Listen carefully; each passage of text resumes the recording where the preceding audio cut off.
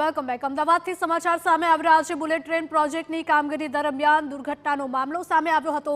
દુર્ઘટનાને પગલે high tension લાઇનને અસર પહોંચી છે। અમદાવાદ મુંબઈ વચ્ચે દોડતી મોટાભાગની ટ્રેનો પ્રભાવિત થઈ છે। Karnavati express, Gujarat queen, Gujarat express સહિતની ટ્રેનો રદ થઈ છે। વટવાથી ઉપરથી આણંદ તેમજ ભરૂચની મેમુ ટ્રેન પણ કેન્સલ થઈ છે। 5 ટ્રેનો ડાયવર્ટ કરવામાં આવી છે। અમદાવાદના મુસાફરોને વડોદરા, નડિયાદ કે આણંદ ઉતરવું પડશે। રેલવે વિભાગ દ્વારા હેલ્પલાઇન નંબર પણ જાહેર કરવામાં આવ્યો છે। વટવાના રોપડા ગામ નજીક વિશાળ ક્રેન તૂટી પડી હતી। રોકડા રેલવે ઓવરબ્રિજ પર બુલેટ ટ્રેનના પિલર ઊભા કરતા સમયે દુર્ઘટના સર્જાઈ હતી। જો કે આ દુર્ઘટનામાં જાનહાનિ ટળી છે। 2 લોકોને સામાન્ય ઈજાઓ પહોંચી છે। તો કોની બેદરકારીથી પડી આ 600 ટનની મહાકાય ક્રેન, તે સવાલ ઊભો થાય છે। દુર્ઘટનાના કલાકો બાદ પણ બુલેટ ટ્રેન પ્રોજેક્ટના અધિકારીઓનું મૌન છે।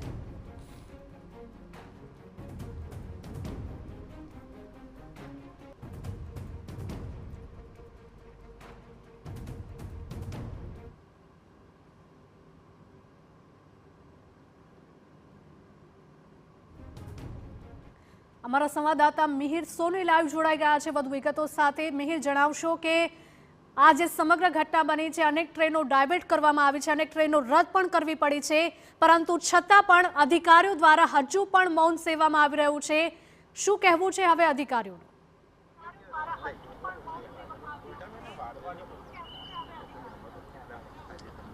હિરલ, બુલેટ ટ્રેન પ્રોજેક્ટ અંતર્ગત જે આ દુર્ઘટના સર્જાઈ અને તેના કલાકો વીત્યા છતાં પણ હજી તમામ અધિકારીઓ મૌન સેવી રહ્યા છે। આ બેદરકારીના કારણે હજારો મુસાફરો છે તે અત્યારે પરેશાન થઈ રહ્યા છે, કારણ કે 23થી વધુ ટ્રેનો છે તે રદ થઈ છે અને અનેક ટ્રેનો છે તેને ડાયવર્ટ કરવામાં આવી છે, જેના કારણે મુસાફરો જે રજડ્યા છે અને જેના કારણે આ દુર્ઘટના સર્જાઈ। તેના બેદરકારી ભર્યું આ કોનું કારણે થયું છે? કારણ કે જે રેલ પ્રોજેક્ટના એમડી થી લઈ અને રેલવેના ડીઆરએમ છે તે લોકો મૌન સેવી રહ્યા છે, કારણ કે અમદાવાદ મુંબઈ ટ્રેનની મોટાભાગની ટ્રેન છે તે પ્રભાવિત થઈ છે અને અમદાવાદથી આવતી જે કેટલીક ટ્રેનો છે તેને વડોદરા ડાયવર્ટ કરવામાં આવી છે અને જેને લઈને હાલ આ ઘટનાને 12 કલાકથી પણ વધુનો સમય થઈ ગયો છે। પરંતુ આ બુલેટ પ્રોજેક્ટના અધિકારીઓ છે તે મૌન સેવી રહ્યા છે, કારણ કે આ ક્રેન દુર્ઘટનામાં 2 વ્યક્તિઓને ઈજા પણ થઈ છે।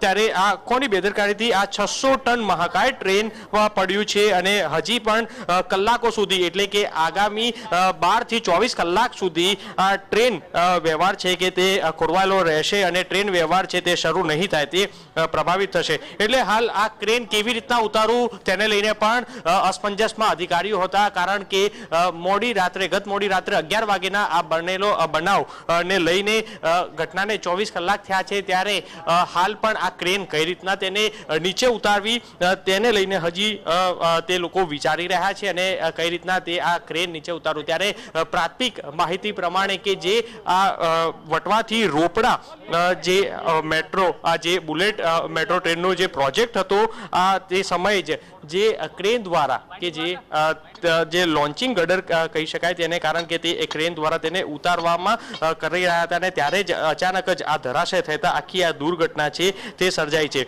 ત્યારે હાલ તો આ દુર્ઘટનાને લઈને અત્યારે તમામ અધિકારીઓ છે તે ઘટના સ્થળે છે, પરંતુ તે કશું જ મીડિયા સમક્ષ આવવા પણ નથી માંગી રહ્યા અને મીડિયાથી દૂર ભાગી રહ્યા છે, કારણ કે જે બુલેટ ટ્રેનના જે એમડી છે વિવેક ગુપ્તા અને રેલવેના ડીઆરએમ સુધીર શર્મા છે તે આ બેદરકારી મામલે મૌન સેવી રહ્યા છે। એટલે અનેક સવાલો ઊભા થઈ રહ્યા છે, કારણ કે અહીં અનેક ટ્રેનો છે તે કેન્સલ થઈ છે।